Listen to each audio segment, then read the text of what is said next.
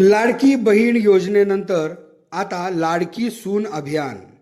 महायुतीचे सरकार म्हणजे लाडक्या बहिणींचेच आहे असे समजले जाते.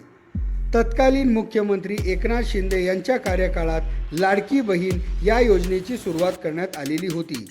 या योजनेला असंख्य महिलांनी प्रतिसाद दिला आणि ही योजना अल्पावधीतच प्रसिद्ध झाली, ज्याचा महायुती सरकारलाही मोठ्या प्रमाणात फायदा झालेला होता. ठाण्यात माजी महापौर मीनाक्षी शिंदे यांनी आयोजित केलेल्या कार्यक्रमात बोलत असताना उपमुख्यमंत्री यांनी लाडकी सून या अभियानाची घोषणा केलेली आहे.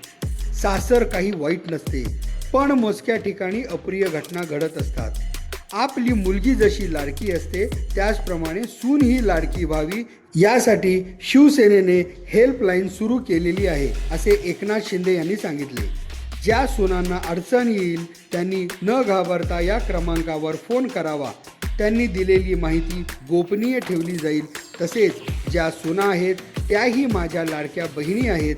त्यांच्यावर कोणी अन्याय अत्याचार केल्यास त्याची गाठ शिवसेनेशी असल्याचेही एकनाथ शिंदे यांनी सांगितले. त्यासाठी त्यांनी हेल्पलाईन नंबर 8828862288 असल्याचे जाहीर केले.